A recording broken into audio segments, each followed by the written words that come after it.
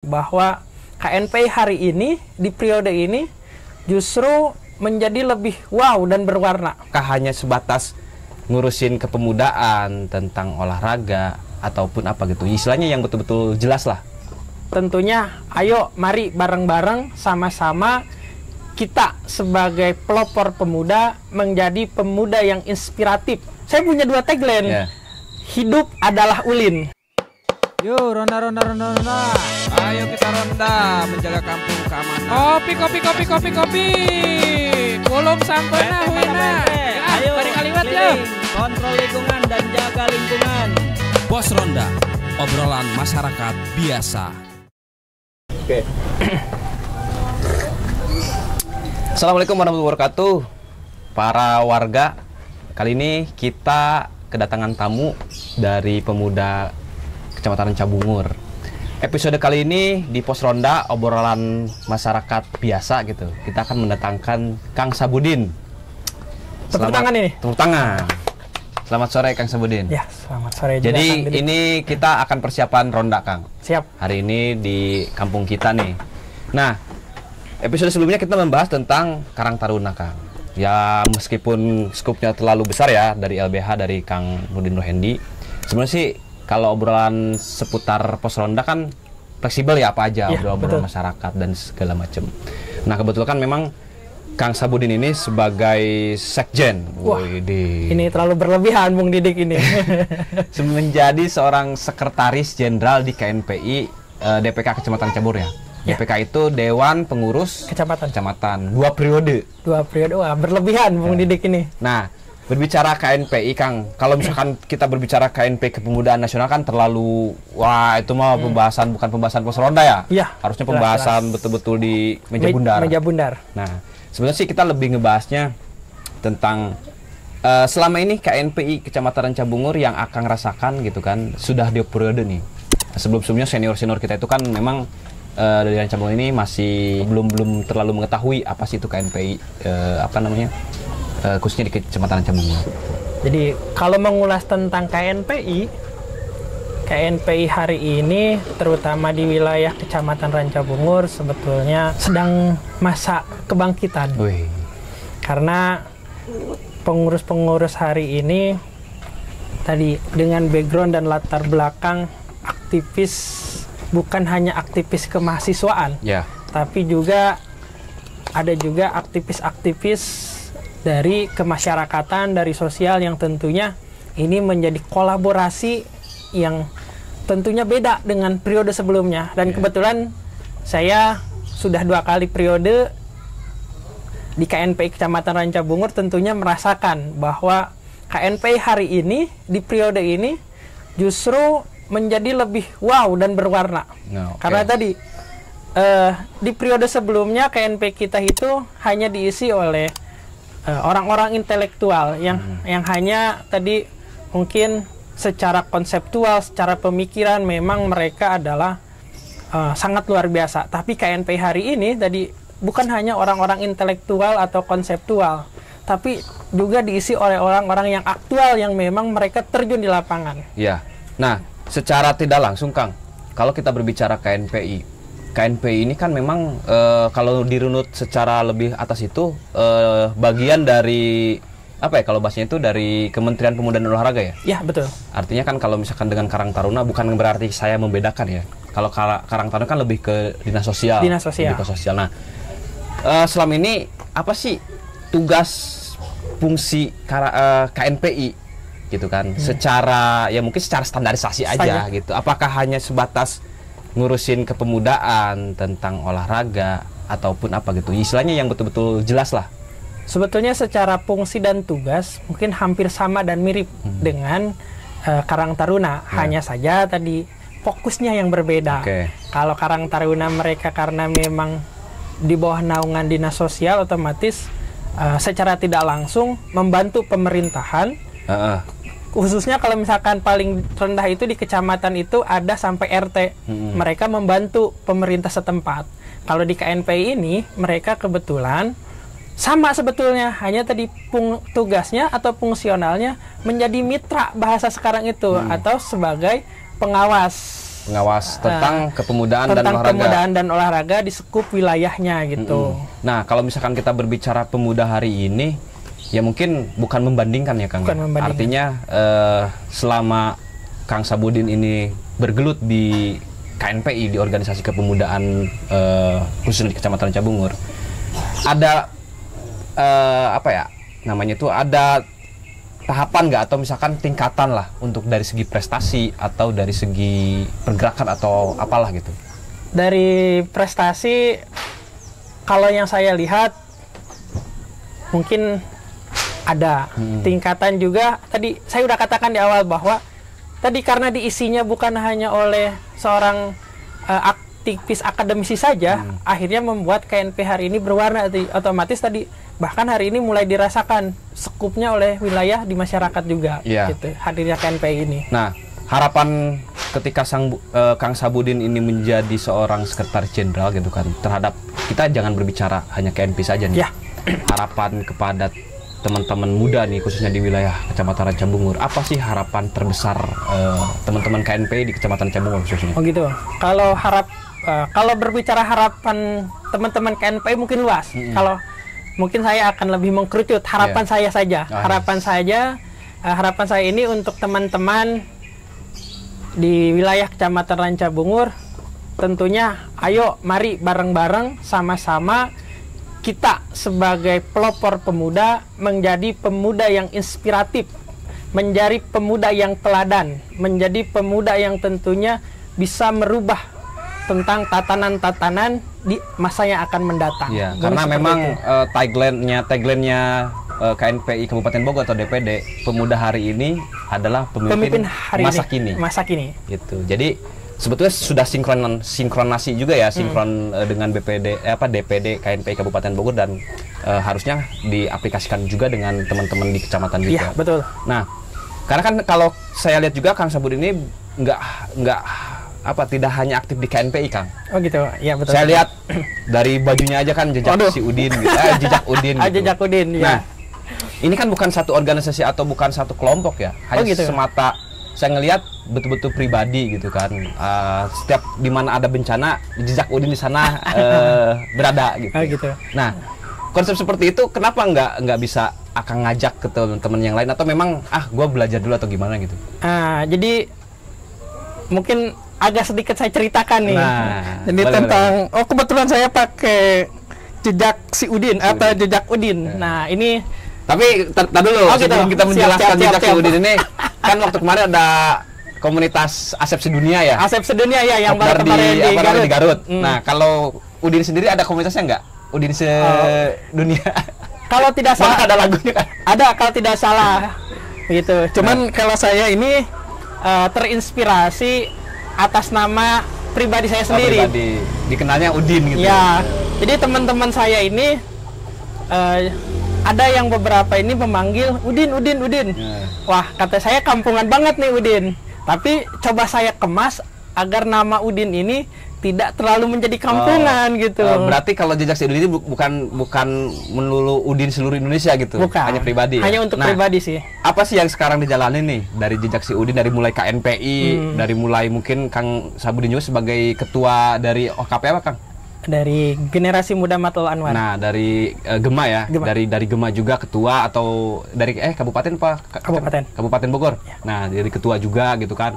Lalu ada produknya juga, bukan produk ya. Ada komunitas sendiri jejak si Udin yang mungkin lebih kepada kebencanaan. Ya. Nah, apa sih yang dijalani selama ini dari sejak si Udin ini gitu kan? Ataukah hanya sebatas selfie kayak orang-orang biasa atau misalkan betul-betul ngebantu dari hati atau misalkan punya anggaran sendiri atau dari kemitraan dan lain-lain gitu.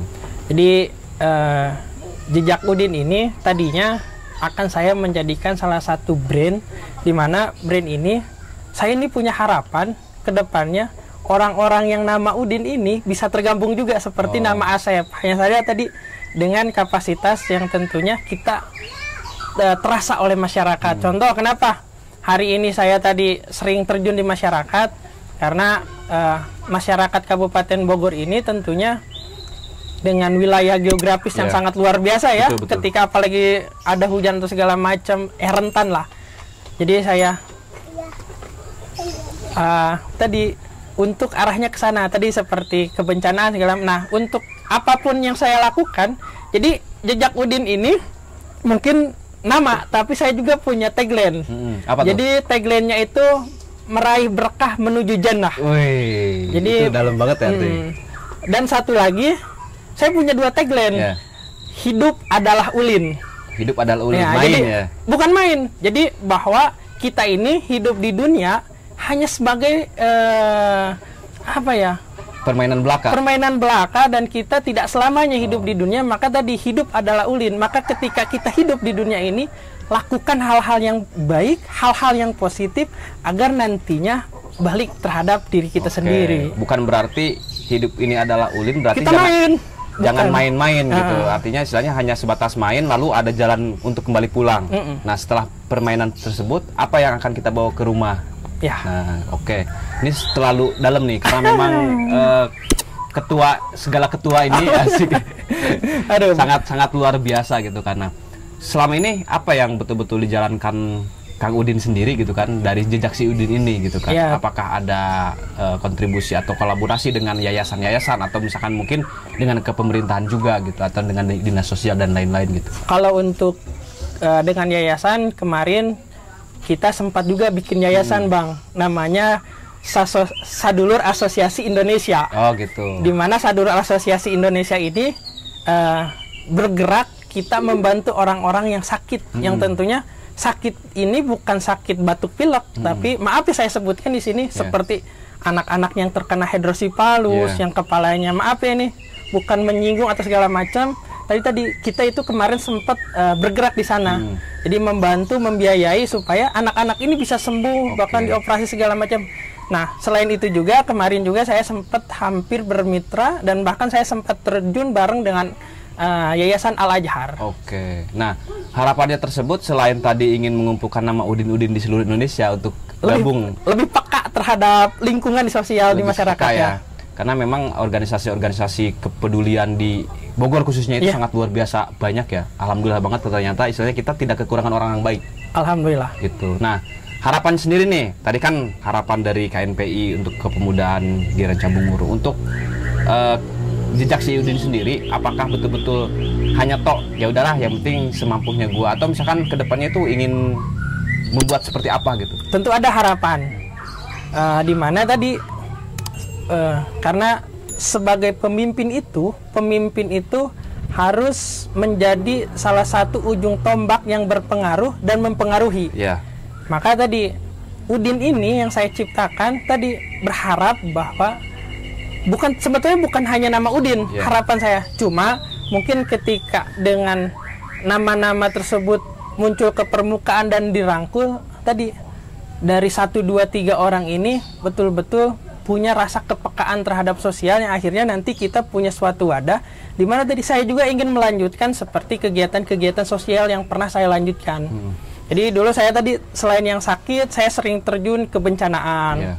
Saya dulu pernah bikin namanya rumah baca, yang tentunya di Indonesia ini apalagi di Kabupaten Bogor literasi masyarakatnya sangat luar biasa lah kurangnya gitu. Nah, selain Kang Udin ini menjadi Ketua Umum seluruh Indonesia Jejak Udin, terus jadi Sekjen KNP Kecamatan Rancabungur, termasuk Ketua Gema ya di Kabupaten Bogor. Tentu saja Kang Sabudin ini adalah seorang guru.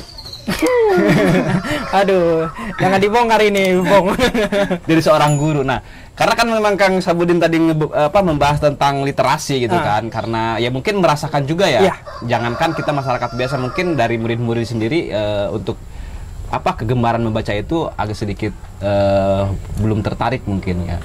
Nah, perbedaan-perbedaan. Nah, tadi kan kita berbicara pemuda, pemuda itu kan luas ya. Nah, sekarang generasi muda lah. Generasi muda. Kan memang Kang Sabudin sendiri sebagai pendidik, anak-anak didik gitu kan.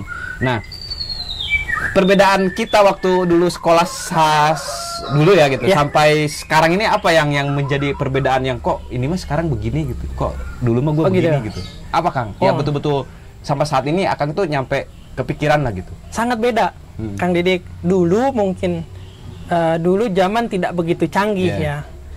Anak-anak ketika belajar itu, seorang guru itu ketika memberi aturan di kelas untuk misalkan contoh tugas A dan B dan C kita betul-betul mengerjakan, tapi anak-anak hari ini jadi tantangannya cukup luar biasa, bahwa karena perkembangan zaman yang sangat mungkin tadi cukup berkembang dan belum tentu bisa diterima begitu dengan baik oleh anak-anak. Jadi pengaruh dari handphone ini tentunya ada terbawa ke sekolah gitu, yang akhirnya banyak pembelajaran maaf ya saya contohkan seperti main game atau segala macam ini menjadi salah satu hambatan juga untuk anak-anak belajar di sekolah. Walaupun hari ini mungkin game juga sudah diresmikan oleh pemerintah melalui e-sportnya, tapi tadi tentunya setiap kehidupan itu ada hal baik dan ada hal buruk. Sisi lainnya tadi masuk ke e-sport dan olahraga yang baik, tapi sisi lainnya juga tadi secara pembelajaran sangat turun signifikan anak-anak. Jadi mereka tidak terlalu banyak fokus terhadap pembelajaran. Nah, dari segi pembelajaran ini dilihat dari segi nilai atau dari segi prestasi, Kang? Nah, kalau untuk saya sendiri ini melihat dari semuanya. Jadi saya ini melihat dari segala dari sudut ya, dari tadi nilai tentu menjadi acuan. Jadi saya sering mengatakan ke anak-anak, nilai itu menjadi acuan, tapi ilmu tetap menjadi pedoman. Jadi hari ini kalau kita punya ilmu, nilai kita hancur ya percuma. Kita punya nilai besar, hasil dari mana misalkan, tapi tidak punya ilmunya, tadi percuma. Jadi saya selalu katakan nilai itu acuan, ilmu itu pedoman. Nah, kalau dari segi mental, Kang, gitu, ada nggak pengalaman gitu kan pas begitu sebagai guru kan, kalau dulu kan kita ada yang namanya guru killer ya, yang galak banget gitu. Nah, kalau sekarang hal seperti itu masih efektif nggak sih? Apa dianggapnya ya biasa aja sih guru mah gitu? Maksudnya nggak terlalu ekstrim kayak dulu kita sekolah gitu? Mungkin kalau untuk efektif atau tidaknya tergantung dari gurunya sendiri. Cuman hari ini memang banyak guru-guru tadi, kalau menurut saya sendiri, mungkin saya sendiri juga sebagai guru tidak seperti guru saya ketika mendidik saya hari ini. Tentunya tadi bahwa ketika mendidik itu guru dulu itu killer atau segala macam. Nah, kalau dulu saya juga pengalaman pakai penggaris ya. Pakai penggaris ceprat. Jadi kadang-kadang tapi itu belum berakhir sekolah. Ketika pulang ada temen bilang ke orang tua, tuh ditambahan deh. Ke orang tuanya Tapi hari ini ketika ada anak-anak nakal, dicubit aja. Hari ini guru-guru bisa diperkarakan melalui hal-hal yang memang sudah ditetapkan oleh pemerintah. Yang akhirnya ini menjadi salah satunya mengakibatkan tentunya, kalau menurut saya ada keperosotan atau kemunduran di dalam hal mendidik, terutama di dalam adab etika gitu. Tapi kan kalau misalkan kita berbicara pendidikan tidak selamanya harus pakai kekerasan, Kang. Iya, betul. Gitu. Nah, secara untuk mensiasati atau untuk menghilangkan kekerasan itu, agar istilahnya kalau bahasanya itu menghormati lah gitu. Iya, betul. Gak mungkin dong setiap dan seluruh murid itu tidak menghormati. Ada mungkin hanya beberapa bagian murid dari zaman dulu sampai sekarang itu yang betul-betul agak bahasa Sundanya itu ngeliat lah. Ngeliat atau istilahnya kalau bahasa Indonesia itu agak sedikit mentangur. Bukan mentangur ya, begitulah gitu. Agak sedikit harus ekstra lah gitu. Ekstra lah. Baiknya harus benar-benar dididik. Gitu.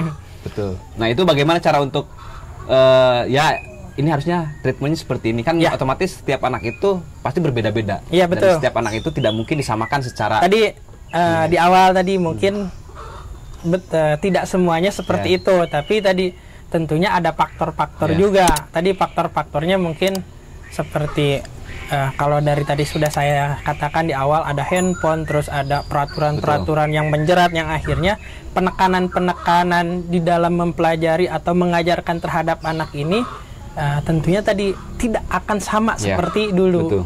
Kalau misalkan untuk pembelajaran seperti hari ini lebih modern, tentunya cara mendidik anak itu sekarang banyak hal. Jadi kecerdasannya itu kan anak-anak ada motoriknya sudah dilatih dari sejak dini, yang tentunya ini salah satu juga kemajuan juga sih sebetulnya, karena bahwa guru itu tidak harus memaksakan si anak ini misalkan pinter matematika, dan karena itu kalau dulu kan wayahna siapa bisa ya matematika harus gitu. Punya nilai 9 lah gitu, sempurna gitu. Tapi kalau hari ini tadi, cuman tadi tentunya penempatan ini tentunya harus diarahkan juga oleh guru-guru gitu. Oke.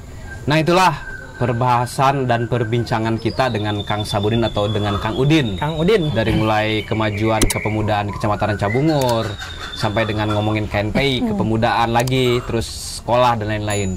Mudah-mudahan teman-teman semua bisa menyimak gitu kan apa yang menjadi sebuah obrolan-obrolan kita. Ya kalau misalkan untuk memberikan saran silahkan berikan saran di kolom komentar. Mungkin itu aja pembahasan sementara kita ini. Akan kita bahas lagi lebih detail lagi tentang mungkin nanti kita akan ngebahas tentang guru honorer atau lebih dalam lagi tentang kepemudaan seperti apa dan lain-lainnya. Pokoknya podcast hari ini dengan tema pos ronda kali ini obrolan-obrolan sederhana gitu kan. Pokoknya nanti kalau misalkan ada pertanyaan-pertanyaan atau misalkan ada sanggahan tentang apa yang kita bicarakan itu silakan teman-teman berkomentar di kolom komentar. Oke, saya Didik Ruyatman dan di sebelah saya Sahbudin atau biasa dikenal Jejak Udin. Nah, pokoknya tetap saksikan dan jangan lupa like dan subscribe acara pos ronda obrolan masyarakat biasa. Dadah. Yes, gitu doang. Aing teh yakin dia ngerekam dah. Ngerekam mah bieu urang suparem doang di karak bi bisa. Oh. 5 menit. Ya tenang. Kunang teh yakin nak. Itu maksudnya memori nanya. Iya 5 menit. Bagian keuangan saya tanya. 2,5 kan? Udah setengahnya. Setengah ngecatan kan.